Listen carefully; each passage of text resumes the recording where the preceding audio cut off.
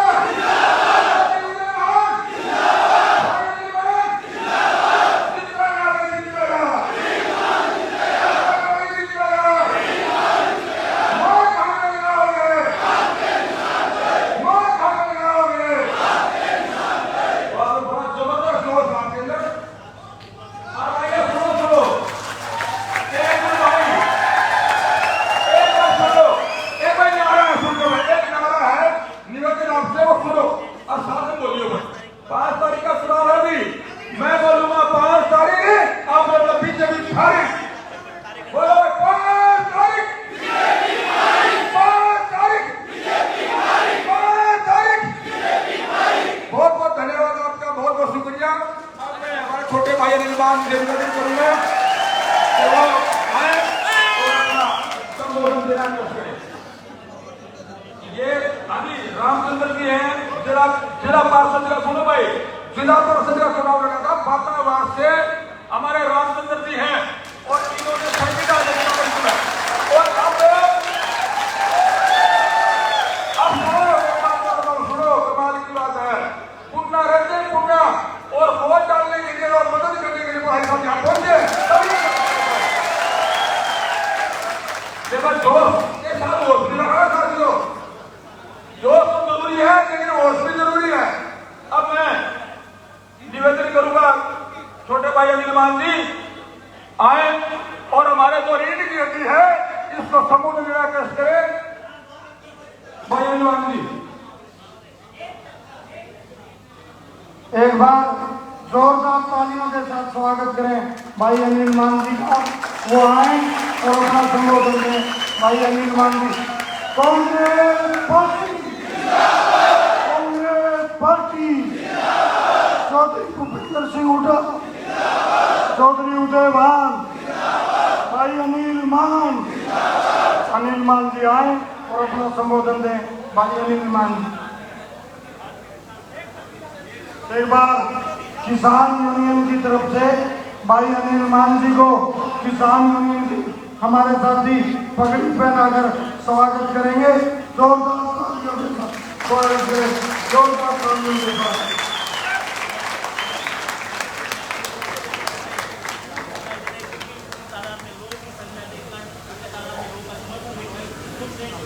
मान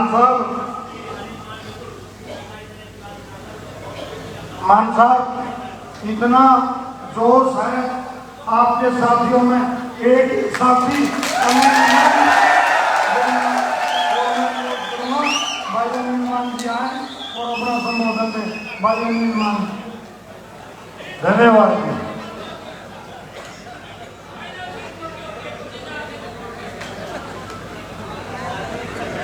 सम्मानित मंच और भाई मेरा पूरा परिवार, मैं महाराज कहूँगा आप सबका बहुत बहुत धन्यवाद जो आपने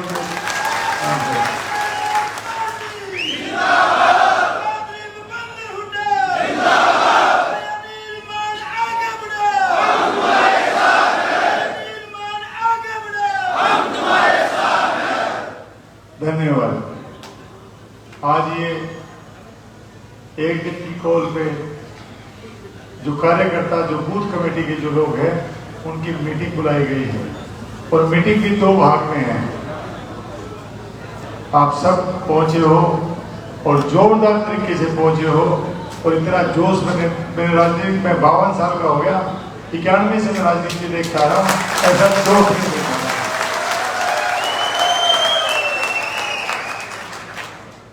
ये मैं अपने शब्द दे रहा हूं, ये निर्माण पूरी जिंदगी तरह शान उतार सकता है। 10 साल का राज देखा, ऐसा राज जो पिछले 70 सालों में तानाशाही किसी ने नहीं करी, वो इस 10 साल के राज में हमारे साथ धक्का होगा।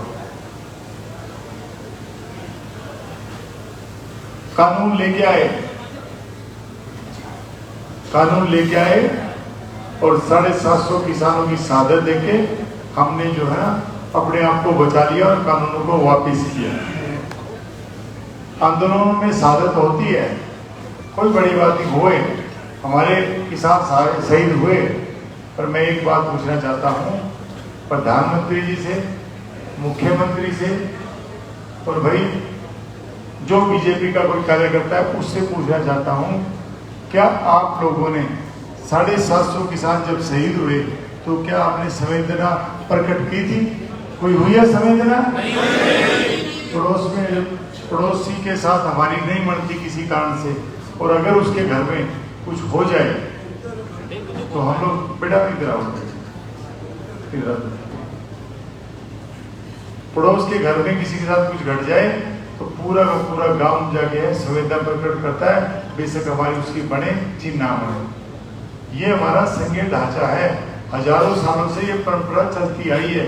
750 जो किसान मरे थे, सभी मेरे किसान साथी बैठे हैं, मेरा परिवार बैठा है, सभी लोग बहादुरगढ़ बॉर्डर पे गए हैं। वो ऐसे नहीं मरे कि हार्ट फेल हो गया जैसे मर गए, वो तड़प तड़प के मरे हैं भाई। मक्खी जितने मोटे मच्छर है बहादुरगढ़ में, सबको पता है इस बात का। तो ऐसे नहीं मरे, वो मारे गए हैं। और हमें उस बात का हिसाब लेना है कि भाई हमारी गलती क्या थी, आपने हमारे साथ ऐसा क्यों किया। दूसरी बात महंगाई, ये बोल के आए थे कि महंगाई खत्म करेंगे। महंगाई खत्म नहीं करी, हमारे बच्चों की जो पेट पे छुरी चला दी, जो हम बच्चे पे 100 रुपए खर्च कर देते थे, मजबूरन हमें 50 पैसे पे आ गए, 50 रुपए पे आ गए। उसका हिसाब लेना है। आप ध्यान करो बच्चों पे, उनकी डाइट है, उनका खर्चा है, क्योंकि जो साधारण परिवार है उसके लिए बड़ा मुश्किल है। ये हमारे साथ वादा करके आए थे कि हम लोग स्वामीनाथन आयोग की रिपोर्ट लागू करेंगे, 2022 में किसान की आमदनी दुगना करेंगे। आमदनी तो दुगनी नहीं की, हमारा खर्चा जो है वो दुगना करने का काम किया, उसका हमें हिसाब लेना है। ये वादा करके आए थे हमारे साथ कि 2 करोड़ नौकरियां हर साल देंगे, और 10 साल का मतलब होगा 20 करोड़ नौकरियां। उसका मतलब ये होगा पूरे हिंदुस्तान में 20 करोड़ ही घर हैं। उस हिसाब से अगर देखा जाए हर घर में 1 नौकरी। ये नहीं किया। इन्होंने एक काम किया कि जो 2 करोड़ नौकरियां थी पूरे हिंदुस्तान में, वो नौकरियां कट कर दी। कट करने का मतलब ये है कि जो नौकरियां थी पोस्ट खत्म कर दी। मान लो कहीं 4 सिपाही लगे थे, वहां 1 सिपाही को प्यार से हटा दिया, पोस्ट कम कर दी। और वो पोस्ट पे छुरी किसके चली? हमारे बच्चों पे, हमारी नस्लों पे चली भाई छुरी। ये वादा करके आए थे कि स्पोर्ट्स को बढ़ावा देंगे, ओलंपिक में मेडल लाएंगे, खिलाड़ियों की मदद करेंगे, उनको प्रोत्साहन देंगे। इन्होंने क्या किया? हमारे बच्चों को, हमारी बेटियों को सरेआम सड़कों पर घसीटने का काम किया। 140 बेटियां जो किसानों की बेटियां हैं, किसी की बेटी हो सकती है, 140 बेटियों ने लिख के दिया। एफिडेविट देना बहुत बड़ी बात होती है। डिक्लेरेशन की, उन्होंने कहा कि भाई इस बृजभूषण ने, रेसलिंग के प्रेसिडेंट ने और बीजेपी के एमपी ने हमारे साथ दुर्व्यवहार किया, हमारे साथ गलत हरकत की, उसके खिलाफ कार्रवाई नहीं हुई और उसको इनाम देके उसके बेटे को एमपी बना के उसको भेजा। आज जो हमारी बेटी रेसलर जो इलेक्शन लड़ रही है, बृजभूषण ने 20 करोड़ रुपए भेजा हमारी बेटी के खिलाफ, तो उसको हराने के लिए। और मेरी जो किसान साथी बैठे हैं, जो सारे बैठे, वो कहते हैं जी 1000 करोड़ रुपए भेज दे, हम बिकने वाले नहीं है, हम हमारी बेटी को जिता के जीतेंगे।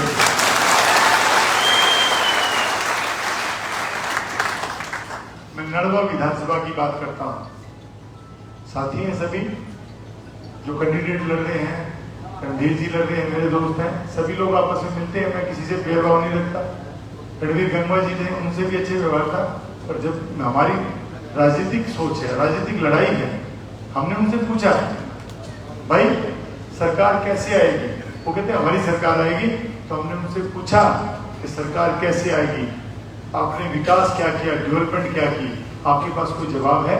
तो वो बोलते हैं मान साहब तो पहलवान वाली बात करते हो, सरकार ऐसे आएगी, इस जाति के इतने वोट, उस जाति के इतने वोट, उस जाति के, ऐसे ही सरकारें आती है, ऐसे सरकारें नहीं आती। अरे जाति धर्म से काम चलता है क्या? मैं पूछना चाहता हूँ, सारा मेरा परिवार बैठा है, क्या हमारा एक जाति की दूसरी जाति के बारे में काम चलता है भाई? तो हमें बेशक अनिल मान हो, कभी आपके पास आए, जाति धर्म की बात करे, घर से हाथ पकड़ के बाहर निकल देना। क्योंकि जो आदमी जाति धर्म का नाम लेता है वो कमजोर है और धूर्त है वो आदमी। हमें बीजेपी को समझना पड़ेगा। ये लोग बोलते हैं कि इस जाति के इतने वोट है, इस जाति के इतने वोट है, उस जाति के इतने वोट है, और ये जातियों से जो है ना अपने वोट से अपनी सरकारें बनाने चाहते हैं। जब इनसे ये पूछा गया कि भाई आपने 5 साल में, पिछले 5 साल में आप लोगों ने क्या काम किया, तो ये बोलते हैं कि हमने बहुत काम किया, हमने राम मंदिर बनवाया, हमने गोरक्षा करी, गौ माता का पालन किया। ये सिर्फ 2-3 बातों में रुक जाते हैं। हमने पूछा विकास, डेवलपमेंट और पेट की क्या बात की, किसान की किसानियत की क्या बात की, इनके पास कोई जवाब नहीं है। मैं एक बात पूछना चाह रहा हूं आप लोगों से, जो राम की आज की फ्रेंचाइजी लेके घूम रहे हैं, राम नाम की जो फ्रेंचाइजी लेके घूम रहे हैं, ये कहते हैं कि राम को लेके आने वाला कौन है? मोदी लेके आने वाला। आपने एक फोटो देखा था जिसमें मोदी इतना बड़ा है और राम जी, हमारे राम जी इतने हैं, उंगली पकड़ के लेके आ रहे हैं। देखिए ना फोटो सबने, इससे बड़ा मैंने जिस दिन वो फोटो देखी थी, मैंने उसी दिन ये कह दिया था, मैं इसका बहुत बुरा हाल होगा। जिसने, ध्यान करो, जिसने भी भगवान राम से ऐसी भाषा, ऐसी सोच से बात की, उसका नाश होने में कभी कमी नहीं रही। रावण से बड़ा कोई उदाहरण नहीं हो सकता। ये कहते हैं कि राम को हम लेके आए, राम तो दिल में था भाई, हमें इसकी आ जाती है तो राम के नाम लेते हैं, हे राम, लेते कि नहीं लेते जी? और जिस दिन पेपर देने जाते हैं, जिस दिन हमारा पेपर देने गए, एग्जाम देने गए, थोड़ा सा डिले है तो माँ कहती है बेटा ले राम का नाम, यही है, हमें हल जोड़ना है, ले राम का नाम। तो भाई हमारा राम है।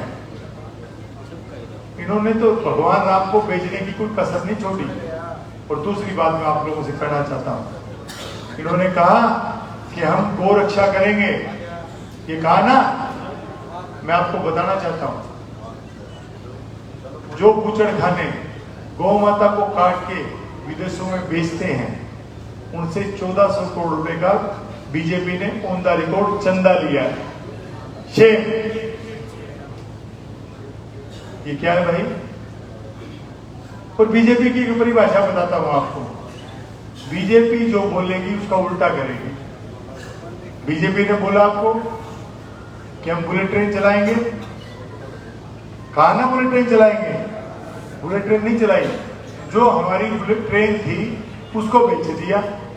हम 32 रुपए में लुधियाना पहुंच जाते थे ट्रेन में, गरीब आदमी का रथ है वो, आज 200 लगते हैं भाई।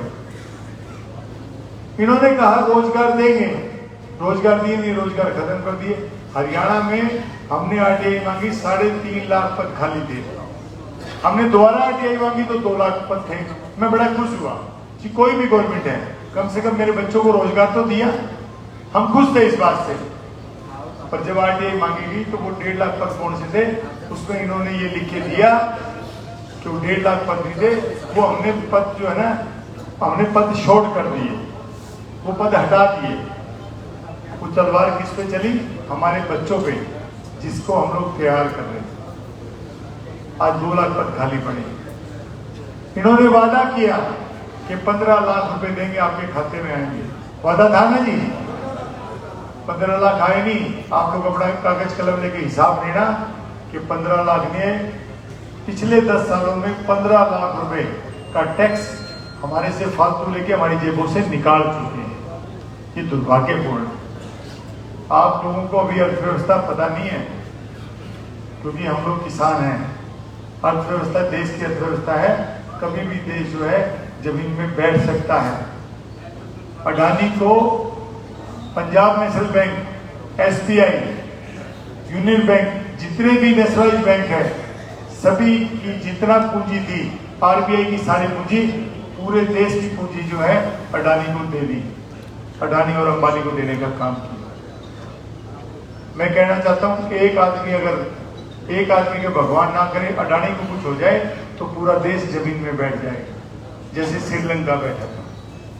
भाई बहुत ड्रामनी पिक्चर है ये। शुरुआत करेंगे हरियाणा से और वो करेंगे चोर भूपेंद्र सिंह हुड्डा साहब की अगुवाई में। तैयार होना है सारे?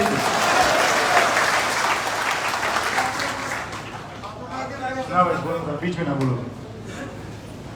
हम शुरुआत करेंगे हरियाणा से बीजेपी को हटाने की, और इस बार बीजेपी का ऐसा करेंगे कि ये खरपतवार पैदा ही ना हो।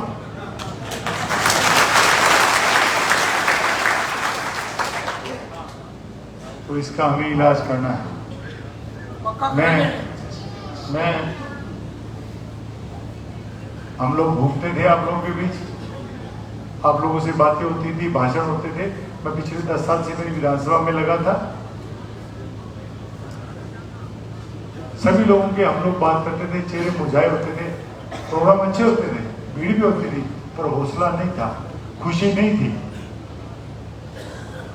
इन 15 दिनों में, इन 20 दिनों में हमने महसूस किया कि भाई हौसला भी आ गया और चेहरे पर खुशी भी आ गई। भाई मैंने पूछा, भाई ये हौसला कहां से और ये खुशी कहां से? तो उसने कही बात, बहुत समझदार आदमी ने मेरे को बात कही, बोला भाई साहब बीजेपी जा रही है और कांग्रेस पार्टी यो तो है मेरा हौसला। और मैं खुशी भाई, मैं खुशी इस बात की कि हमारे चौधरी भूपेंद्र सिंह हुड्डा साहब CM आ गए, ये है मेरी खुशी। क्योंकि हुड्डा साहब ने काम किया, विकास किया। हरियाणा 10 सालों में 2005 से 2014 तक हरियाणा प्रति व्यक्ति आय का मतलब ये होता है कि हमारी जेबों में पैसा हिंदुस्तान में नंबर 1 था। रोजगार देने में, बच्चों को रोजगार देने में हरियाणा नंबर 1 था। अपराध में सबसे पीछे था, भ्रष्टाचार में सबसे पीछे था। आज वो उल्टा हो गया, आज अपराध में नंबर 1 है कि नहीं है जी? और रोजगार में, बेरोजगारी में नंबर 1 है। तो भाई हमें समझना है। और एक बात और बताना चाहता हूं, वो मैं डिक्लेयर भी कर रहा हूं आप लोगों के बीच कि मैंने अपने जीवन में, मैं आज 52 साल का हो गया, मैंने अपने जीवन में कभी स्मैक का नशा मैंने हिसार जिले में कभी नहीं सुना था। 2014 से पहले मैंने कभी स्मैक का नहीं सुना। ड्रग्स के बारे में कोई जानकारी किसी को नहीं थी। कभी हमने ये नहीं सुना किसी का बच्चा कोई शराब वगैरह पीता था, वो एक अलग बात थी, पर मैंने ड्रग्स का नशा कभी नहीं सुना। अब हमारे 52 गांव हैं, 40-42 गांव में सरेआम अड्डे पे स्मैक बिक्री है। ये समझने वाली बात है भाई। मैं किसी राजनीति के किसी के खिलाफ नहीं हूँ, मैं सिस्टम के खिलाफ हूँ। अगर क्या विधायक को हमारे पता नहीं कि 52 गांव में स्मैक बिक्री है। और मैं एक बात बताना चाह रहा हूँ, स्मैक के नशे पे स्मैक बेचने वाले को अगर वो पकड़ा जाए तो उम्र कैद की सजा है। स्मैक को बेचने वाले को क्या है? उम्र कैद की सजा है। उसके बाद भी वो स्मैक बेच रहा है, तो इसका मतलब ये है कि सरकार की मिली भगत के काम को सरकार बेच रही है। तो मैं एक बात कहना चाह रहा हूँ भाई, एक वादा कर रहा हूँ, और आप लोग आपके चैनल के माध्यम से भी एक बात कहना चाहता हूँ कि जो नशा बेचने वाले हैं, जिस दिन विधानसभा की शपथ ले लूंगा उसी दिन नड़वा छोड़ देना, नहीं तो सब कुछ उड़ाना मैं जानता हूँ। ये मत सोच लेना कि भोला टोला हूँ, मैं चीजों को नहीं समझता, पर मैं ये कह रहा हूँ प्रशासन जब तक जगेगा उससे पहले हम जग जाएंगे। अगर कोई अड्डे पे कोई बेचताप आ गया तो वो अपना खुद जिम्मेदार होगा। मैं समय और नशा बिकने नहीं दूंगा, ये मैं वादा करता हूँ आपको। बहुत सारे ऐसे काम हैं जो हमें करने हैं। मैं शाड़वा गांव की भ्रष्टाचार की एक बात बताता हूँ आपको। शाड़वा गांव में 3.5 करोड़ रुपए जो बताया गया मैंने पेपर तो चेक नहीं किए, पर जो मेरे को बताया गया, एक उदाहरण देके बताता हूँ। डिगी का पैसा आया, वाटर वर्क्स का पैसा आया, और 1 इंच भी काम नहीं हुआ। 3.5 करोड़ के 3 करोड़ 80 लाख रुपए जो है एजीटी जीम गए हुए। और छाड़वा के जो लोग हैं, छाड़वा नहीं पूरे नड़वा विधानसभा के लोग हैं, जहर पीने के जहर पी रहे हैं, पानी नहीं पी रहे, जहर पी रहे हैं। मैं आपको बताता हूँ कि हम लोग राजनीतिक लोग हैं, बैठने के लिए जाते हैं क्योंकि ये परिवार है, जाएंगे। हर दूसरी मौत, आप भी जाते हो, हर दूसरी मौत कैंसर से है, कैंसर से है। मैं आपसे एक बात और पूछता हूँ, नड़वा विधानसभा में ऐसा क्या है कि इतने ज्यादा कैंसर है? क्योंकि नड़वा विधानसभा को राम भरोसे छोड़ दिया गया है। तो कैंसर का सबसे बड़ा कारण है वो ड्रिंकिंग वाटर है, जो पानी पीते हैं, वो सबसे बड़ा कारण है। जो फ्लड आता है, तो बाढ़ आती है, बारिश आती है, ड्रेन का जो पानी हम ड्रेन में डालते हैं, आप लोगों को पता है नहीं पता है, मैं बताना चाहता हूँ। जो ड्रेन का पानी है वो नहर में डाला जाता है, और नहर का पानी जो है हमारी डीकी में आता है, और बगैर फिल्टर किए वो हमें पियाया जाता है ये चीज है? मैं पूछना चाहता हूँ आप लोगों से, भाई आज खुल के बात करेंगे, टाइम लेके आएंगे ना सारे चीज पानी। हाँ, मैं जाननगर की व्यवहार बताना चाह रहा हूँ। इधर ये न्यू शास्त्री नगर है ना, एक कॉलोनी है, हाँ, मेरा एक प्रोग्राम था, तो मैं जब उनके घर गया तो मैंने प्रोग्राम किया, तो भेजने का भी मेरे घर चाय पी, मैं वहाँ पास पड़ोस में था, मैं चला गया। तो मैंने उनसे निवेदन किया, वो ठंडा पानी मेरे को दे दिया फ्रिज का। तो मैंने निवेदन किया, बहन मेरा गला खराब हो जाता है, आप मेरे को घड़े का पानी दो। तो उसने क्या, भाई साहब घड़ा तो हमारे होता ही नहीं, इस कॉलोनी में घड़ा तो है ही नहीं हमारे। तो घड़े का मतलब भाई, घड़ा तो सब रखते, अच्छा पानी होता है। तो जी घड़ा नहीं रखते, अगर घड़े के पानी में नल का पानी अगर डालते हैं तो 2 दिन में कीड़े चल जाते हैं। हम जानवर है क्या?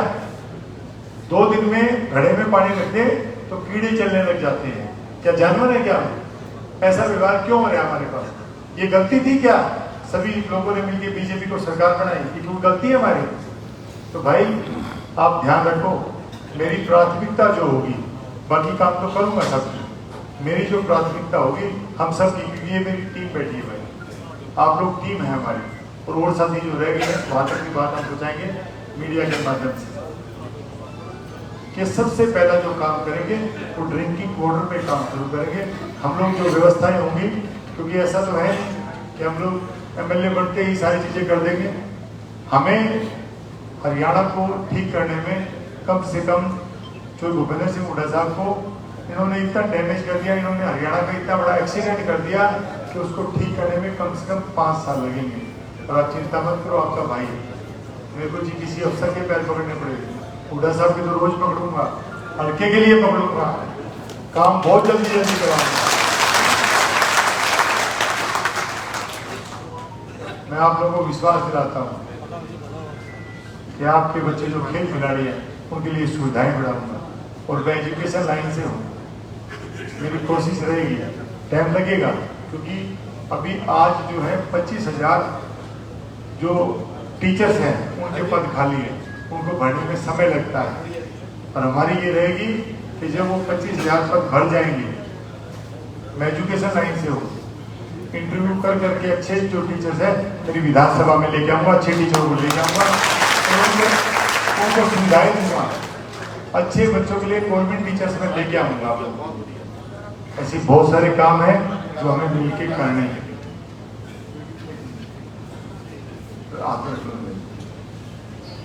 और अभी क्योंकि जो मैं बातें बता रहा हूँ लगभग आप लोगों ने सुनी हुई बातें हैं, और वही बातें बता रहा हूँ जो आप लोगों ने मुझे बताई है। एक तो भाई पे रुका नहीं जा रहा कल की रैली के लिए। हाँ, एक तो शाड़वा गांव में कल 1 बजे चौधरी भूपेंद्र सिंह हुड्डा साहब आशीर्वाद देने आ रहे हैं।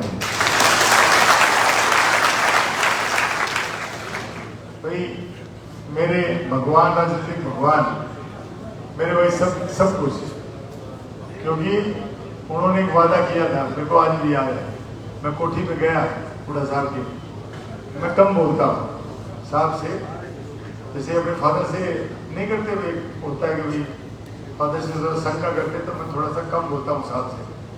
तो मैंने साहब से कान में जाके हल्के से कहा, मैं साहब टिकट, तो बूढ़ा साहब ने क्लियर कहा, बोले बेटा टिकट उसे दूंगा जो आदमी सर्वे में आ गया है, जो उन्होंने वादा किया। और जो आप सभी लोग हो, सभी मांग रहे हो, सभी मेरे साथी हो। उसमें दिलबाग हुड्डा जी थे, प्रोफेसर संपत सिंह जी थे, सुबियारी भी था, मनोज तक माही भी था, नरेश भी, सभी लोग मांग रहे थे। तो साहब ने ये कहा कि टिकट उसे दूंगा जो मजबूत होगा और जो होगा। तो मैं तो कहता हूँ भाई सारे बराबर चले थे, ट्वेंटी का मैच चल रहा था, हुड्डा साहब भी बराबर चले, कभी हुड्डा साहब ऊपर, कभी संपत जी ऊपर, कभी अनिल मान ऊपर। और भाई वो आशीर्वाद होगा आपके बेटे पे, आपके भाई पे। पर एक बात और बताना चाह रहा हूँ, ये बीजेपी के लोग बोलते हैं, बीजेपी के जो लोग हैं वो बोलते हैं कि बीजेपी पे फूट है। मैं पूछ रहा हूँ, बीजेपी में फूट नहीं, गठबंधन में भी आगे जो इंडिया गठबंधन है उसमें भी फूट है। मैं आपसे पूछना चाहता हूँ कि हमारा कौन सा नेता है जो वोट नहीं मांग रहा। प्रोफेसर साहब ने 2 दिन पहले यहाँ अपनी वर्कर मीटिंग बुलाई थी, इतने लोग थे। कौन से नेता है? दिलबाग हुड्डा जी साथ है, मनोज तक भाई वोट मांग रहा है, सभी लोग। सुबह की तबीयत खराब है, उसके बाद भी वो अपनी फोन डायरी लेके जब भी जाते हैं, चाय पीने जाते हैं, भाई सबके लगे सुबह भाई डायरी खोल रहा हूँ, फोन करने लग रहा हूँ। सभी लोग कांग्रेस यही है ना। और कल देख तो लिया आपने, राहुल गांधी ने कितना कहा अच्छा काम किया, देखा था ना, हाथ मिलवा दिए, हाथ मिलवाए खुद पीछे हट गया। ये राजनीतिक सोच है, ये राहुल गांधी है। हमें ये कांग्रेस जो है ना वापसी हुई है, ये मजबूत वापसी हुई है। जो 70 साल राज किया था, अगले 70 भी हम ही करेंगे भाई। कांग्रेस टिकट किसे दे, टिकट किसे भी मिले, कोई भी हो, मैंने हमेशा अपने भाषण में ये बोला है कि भाई मैं कांग्रेस पार्टी का प्रचार करने के लिए आया, अनिल मान का प्रचार करने नहीं आया। कांग्रेस पार्टी का टिकट किसे भी मिले, आगे भी किसे मिले, हम लोग सभी जो है कांग्रेस पार्टी की मदद करेंगे। तो बहुत सारी बातें हैं, बहुत सारा मन है आप लोगों से बात करने का, पर व्यवस्था ही है। एक तो मैं ये कहना चाहता हूँ कि रैली में, जो रैली है वो रैली बम्पर रैली होनी चाहिए, राज्यों में सारे। अब क्या करना है जी, भाई इतने जितने बैठे हैं, जितने साथी बैठे हैं, कोई 1 गाड़ी, कोई 2 गाड़ी, 5 गाड़ी, जितनी भी गाड़ियां, जितनी भी बसें। क्योंकि मैंने एक चीज देखी, कल मेरा तलवंडी बादशाहपुर में प्रोग्राम था, मैं बताना चाह रहा हूँ आपको, आप उनका वीडियो भी देख सकते हैं। मैं वहां तक कितने घंटे लेट थे भाई? 6 घंटे जी, 6 घंटे 5-6 घंटे लेट था। 5-6 घंटे बहुत हो जाते हैं भाई। और वो इंतजार करना, ट्रैक्टरों पे बैठे हैं, वहां रैली जहाँ प्रोग्राम था वहां बैठे हैं। 5 घंटे लेट था मैं, और रात को हम पहुंचे 11 बजे में पहुंचा हूँ। 700 से तो 800 आदमी था और 150 महिलाएं थी बैठे। ये बदलाव का साइन है, ये राज्य में साझा करने का मौका है। राज आना है। देखो आपके भाई, कोई शालीनता की कमी है तो बताओ, कोई मिलनसारी में कमी है भाई? नहीं। अपने एमपी में जयप्रकाश में कोई कमी है भाई? कभी ढा दो आप, कोई कमी है? और तारे भूपेंद्र हुड्डा साहब में कोई कमी है? राज में साझा कर लो भाई।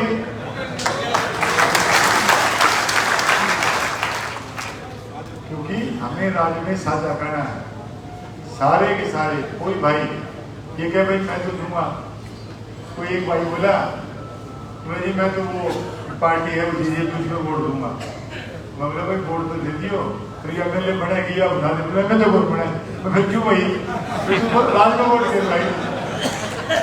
कोई बढ़ता हो तो दे दे, जब नहीं बढ़ता हो तो राज में साझेदारी कर भाई, तेरी मदद करेंगे, तो वो काम की जरूरत पड़ेगी, वो साथी आ गया।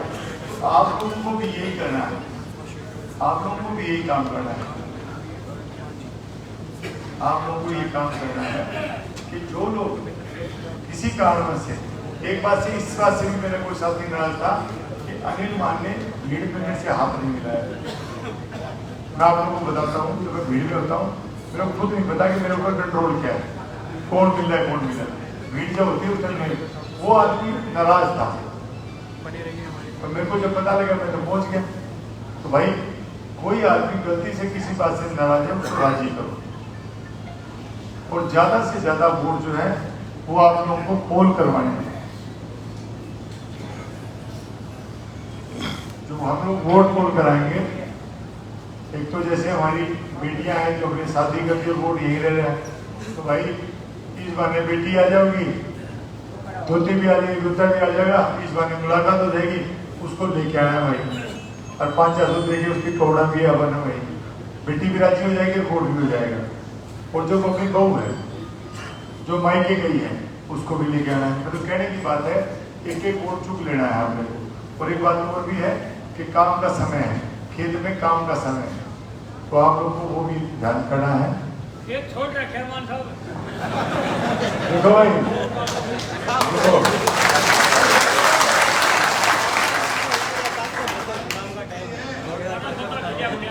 भाई, देखो ये बात तो मेरे साथ हुई है। मैंने अपने जीवन में किसान को पानी छोड़ता नहीं देखा।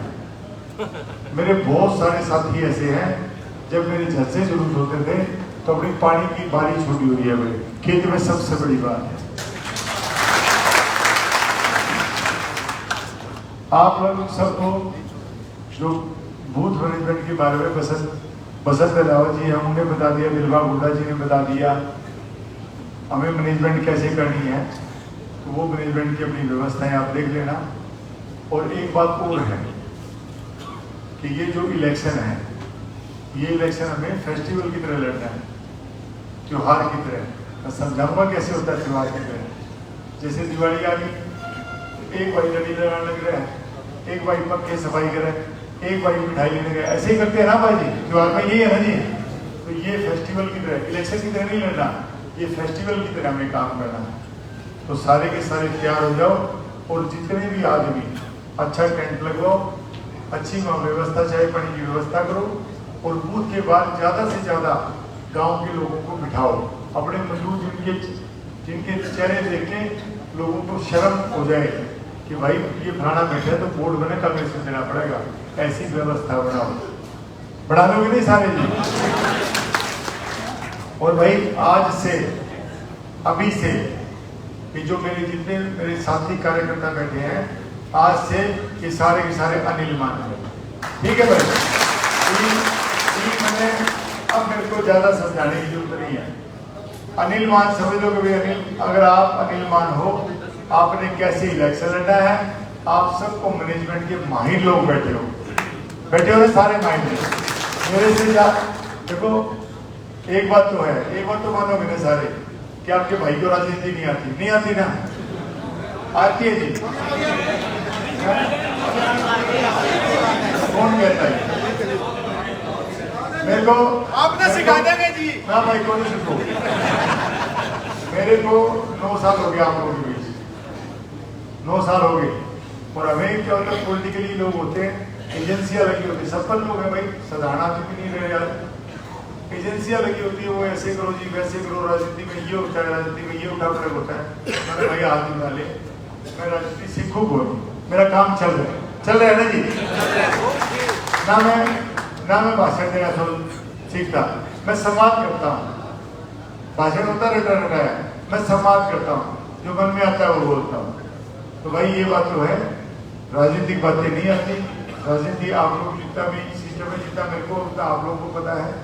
अपने इलेक्शन को एक बात का इसका परवाह नहीं करना, मान साहब का फोन आया कि नहीं आया। मेरे फोन अभी भी मेरे पास नहीं है, और सुबह का मैं नहीं हूँ, मेरे पास फोन मेरे पास नहीं बज रहा है। तो भाई फोन की परवाह नहीं करनी, क्योंकि आप सब अनिल मान बैठे हो, और साथियों को जोड़ो, और भाई इलेक्शन काफी लड़ो भाई, और जोरदार इलेक्शन काफी लड़ो। मैं अपनी पार्टी को विराम देता हूँ, आप लोगों को भी काफी समय हो गया है, और कुछ बोला बड़े साहब हो गया, और कुछ बोले।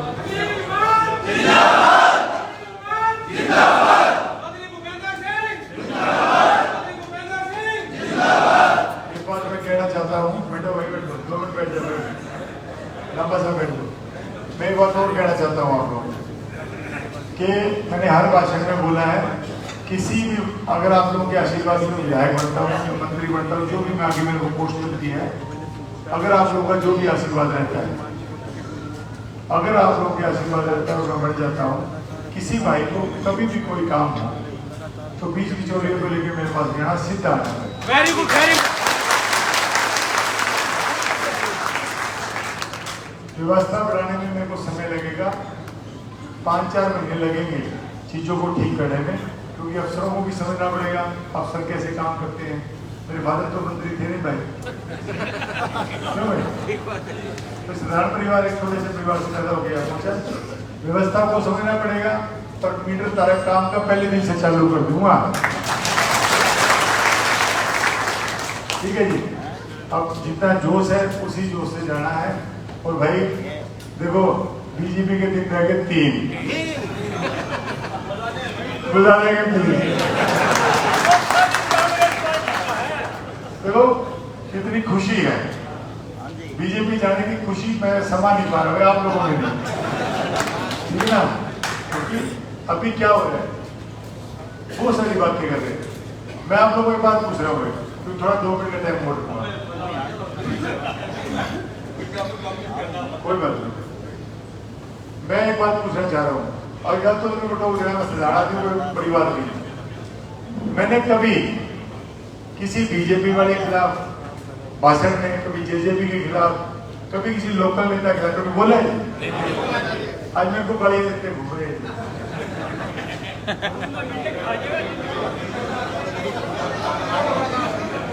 तो मैंने कभी भी रणधीर बनियार को रणधीर बनियार भाई कह के बोला है, मैंने रणधीर गंगवा को रणधीर गंगवा जी कह के बोला। जो भी आदमी यार, ऐसे आदमी का तो व्यवहार तो फाइन रखो यार, उसके लिए तो गलत ना बोलो, जो सबके लिए अच्छा बोलता है। तो भाई राजनीति आती नहीं, और एक बात इतना भी कमजोर नहीं, कभी दूसरे मान जमा बोला है। देखो सामने से तीर आएगा तो वो मेरी जिम्मेवारी है, छाती पर नहीं लूंगा, पर जो पीछे से आएगा मेरे बस की बात नहीं है, तो मेरी पीठ संभाल लेना, आगे मैं काबू नहीं आऊंगा। बहुत बहुत धन्यवाद, बहुत बहुत आभार।